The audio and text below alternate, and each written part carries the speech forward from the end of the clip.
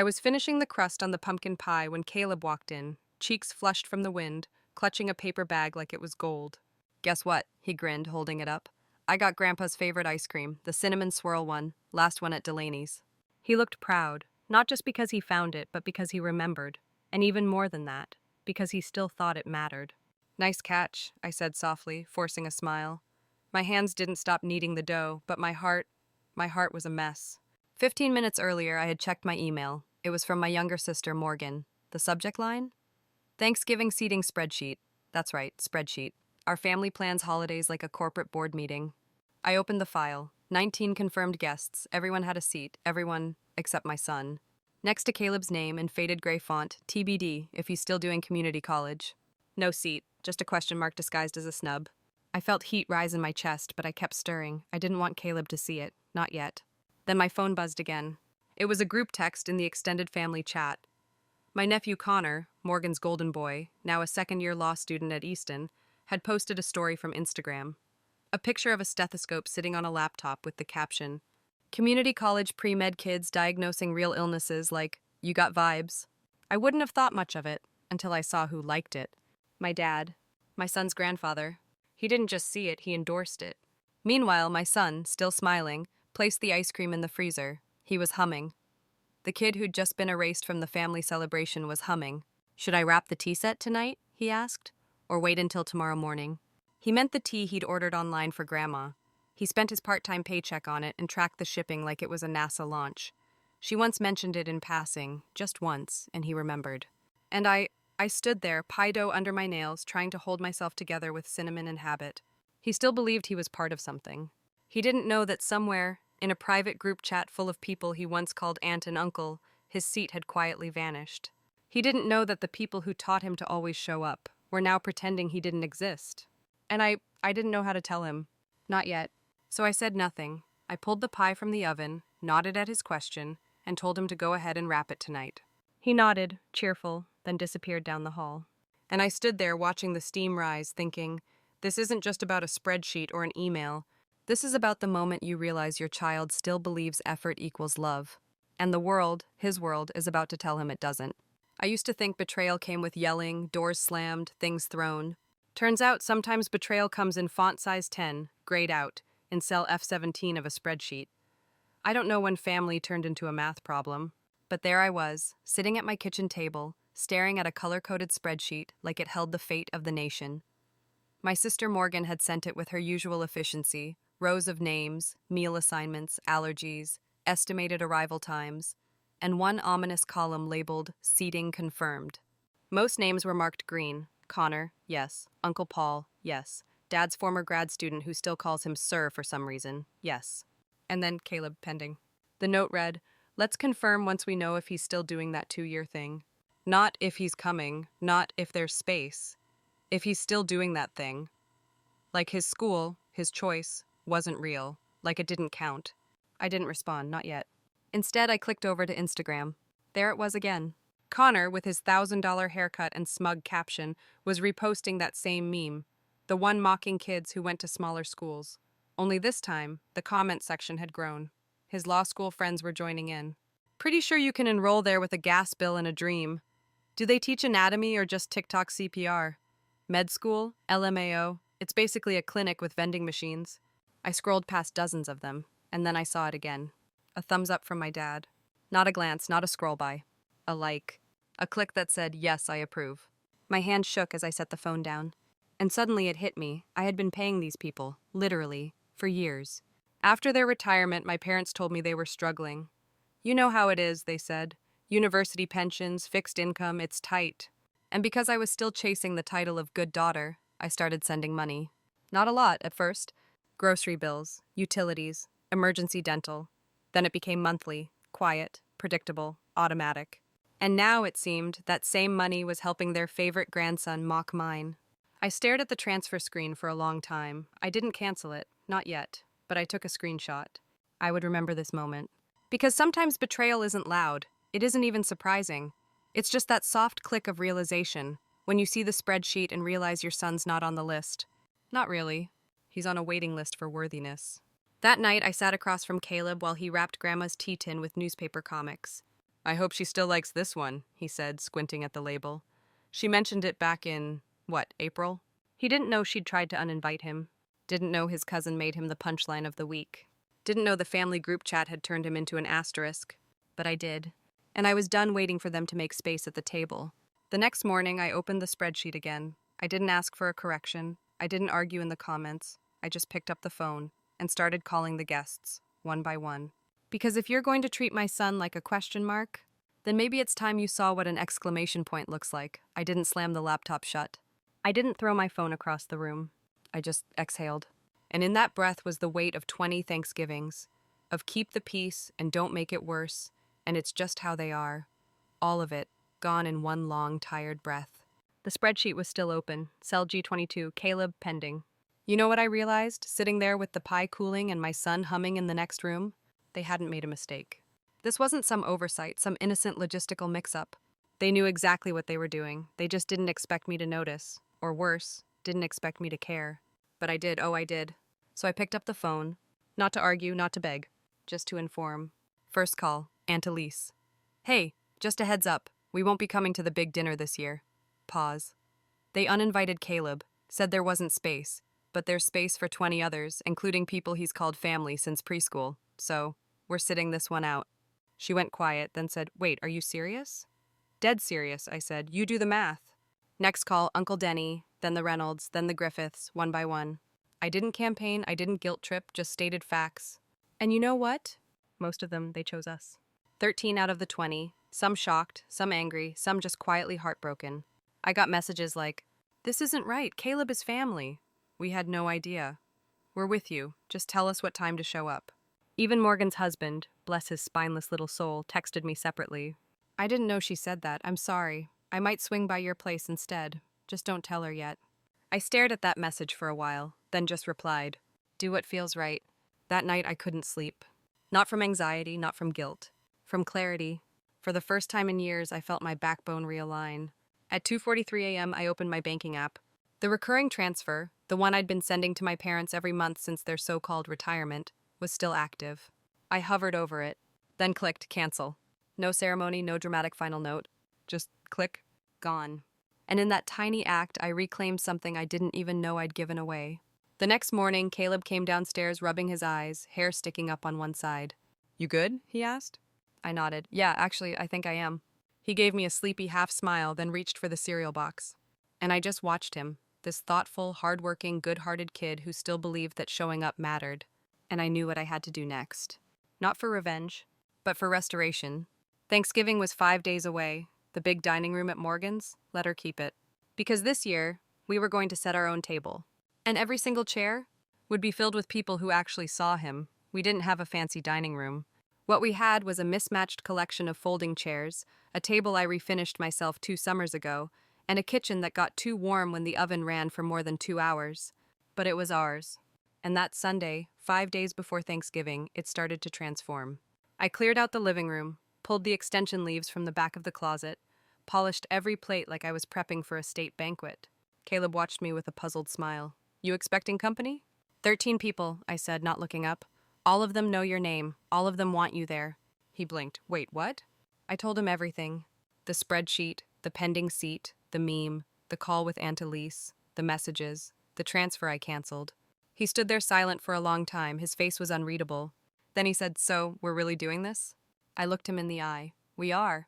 A pause, then a slow nod. Okay, then I'm making cornbread. It was the same recipe he used for the middle school bake sale. Overly buttery, a little too sweet, but famous in our neighborhood.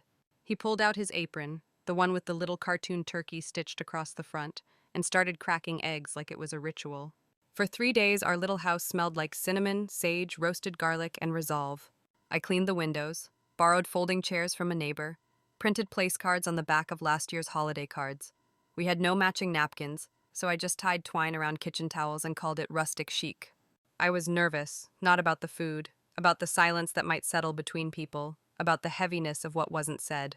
But when the doorbell rang that afternoon, none of that showed up.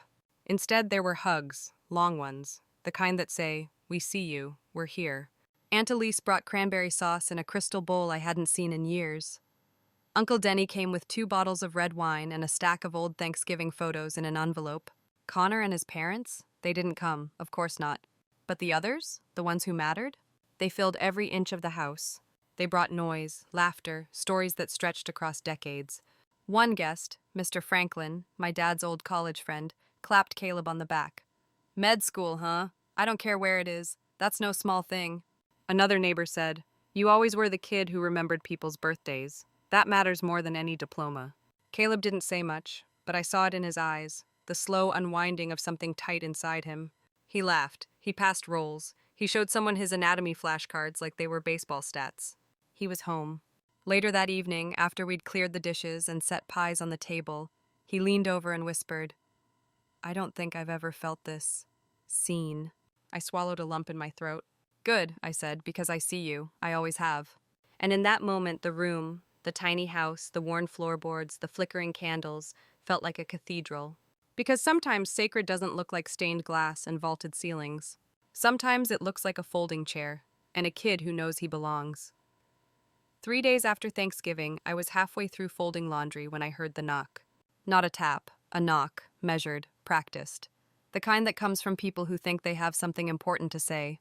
I opened the door, laundry basket still in my arms. There they were, my parents. Standing on my front step like this was just another Wednesday visit. Like they hadn't erased my son from a holiday meant for family.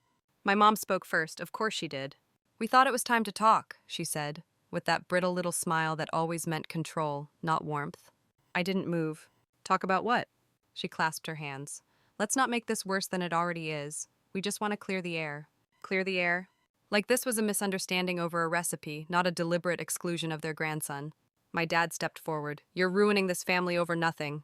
There it was, that old family tune. Not we hurt you, not we're sorry, just you're overreacting. I set the laundry basket down slowly, calmly. My voice didn't even rise. You excluded Caleb from Thanksgiving, a holiday about family. You mocked his school, you laughed behind his back, and you expected me to smile through it. My mother flinched just slightly. We didn't mean it like that. I don't care how you meant it, I said. You meant it enough to say it, and you let everyone else laugh. She opened her mouth again, but I shook my head. We didn't think it would be taken so seriously, she tried. Then maybe you shouldn't have said it at all. Silence. No apology, not even a real attempt. Just posture, just damage control. I stepped back and shut the door. Not slammed, just closed. Done. And for the first time in my adult life, I didn't feel guilty. Not even a little. But the universe wasn't finished yet. 2 days later, another knock. I opened it expecting a package. It was Connor. My nephew, Mimi poster-in-chief, now standing in front of me in some overpriced coat, trying to look humble. Hey, he said, hands in his pockets, can we talk? I leaned against the doorframe. About what? He gave a sheepish shrug.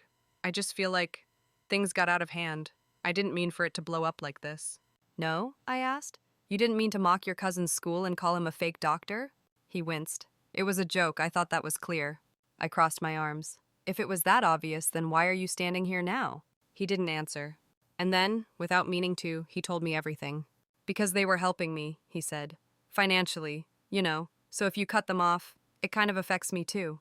I stared at him, slow realization creeping in. You're telling me the money I was sending to your grandparents, thinking I was helping them stay afloat, was actually being funneled to you? He hesitated. Didn't deny it. Didn't need to. My chest burned, not with rage, with something deeper, a kind of clean, sharp betrayal. You thought this was between you and them, I said, voice steady. But they were using my help to inflate your ego, and then you turned around and used it to humiliate my son. He opened his mouth, maybe to explain, maybe to apologize. I didn't wait. Leave, I said quietly, and don't come back. He stood there like he expected something else, a softening, a second chance. But I'd given enough chances. I shut the door, not to make a scene, to make a statement. For the first time in years, I closed the door and felt peace on the other side. It's been a few years now. Thanksgiving comes and goes. The chairs are still mismatched, the table still scratches if you lean too hard, and the pie crusts are just slightly crooked. But the people, they're exactly who they should be. We're still no contact with my parents, no awkward check-ins, no forced smiles, no unspoken tension under polite conversation, just nothing. And it's peaceful. Caleb's doing well. He's still in med school, 3rd year now, thriving. Not just passing, thriving. He just landed a summer internship at a regional trauma center, top of his class in diagnostics, beloved by his mentors, admired by his peers, and not a single cent of debt. We talk about patience, about rotations, about how to stay grounded when everything around you feels life or death. He listens, he asks questions, he laughs more now. The heaviness, that quiet shame they tried to plant in him, never took root. But sometimes it creeps in. Like the day we heard through someone's cousin's friend that Connor had dropped out of Easton Law. Disciplinary trouble, something about alcohol, a shouting match in a seminar group, inappropriate remarks. No degree, no bar exam, just a trail of tuition payments and entitlement behind him. He's trying now to get into a state university, local, affordable, a few rungs below the school where Caleb studies. Funny how life has a way of evening itself out. I'd be lying if I said I didn't feel anything when I heard, but it wasn't joy. It was finality. Like watching the last piece of a puzzle snap into place. I think about the money sometimes. The transfers I sent every month, the groceries I didn't buy, the winter coat I waited another year to replace, all in the name of helping my parents. And what they did with it? They used it to elevate someone else's ego and humiliate my son. But I don't stay angry, I've let that go. What I've kept is the clarity. The moment I clicked cancel on that transfer, no drama, no speech, just one click, and 1,000 pounds lifted. I remember the way Caleb looked that Thanksgiving night, the soft curve of his smile, the relaxed shoulders, the spark behind his eyes when someone asked him about his anatomy class and he actually got to answer without being talked over. He was seen, and I was too. A few days later, my mom posted something passive-aggressive in the extended family group chat. A photo of a mostly empty dining table. Caption: "Some people don't understand what it means to ruin a family holiday." No names, just venom. I didn't argue, didn't explain. I just posted 3 things. First, a screenshot of the meme Connor posted, the one mocking Caleb's school, with Dad's name and his thumbs-up reaction clear as day. Second, a typed sentence, no screenshot, just memory. "Losers don't get Thanksgiving," my father's words. And third, "Just to be clear, my son was never welcome, that was your choice." I didn't stay to watch the replies. I didn't need to, because peace doesn't require an audience. That night, I made myself tea, sat by the window, and looked out at the quiet street. Caleb was upstairs, probably pacing with flashcards in hand. And I realized something. I used to think a good daughter kept giving, no matter the cost. Now I know a good mother protects what's hers. And this time I chose my son. Not tradition. Not approval. Just him. And for the first time in decades, that choice felt free. Sometimes the loudest act of love is silence. The kind where you quietly close a door that should have never stayed open. The kind where you set the table for people who see you, and stop begging seats from those who never did. If this story reminded you of something in your own life, if you've ever been made to feel less than by the people who were supposed to lift you up, just remember, you are not the problem for choosing peace over performance, and choosing your own dignity is not betrayal, it's survival. Here on Sweet Revenge, Happy Ending, we share stories of quiet strength and earned freedom. If you're walking through something like this, you're not alone. Hit subscribe, leave a comment, and take your seat at a table you built yourself. And above all, never let anyone shame you for becoming your own safe place.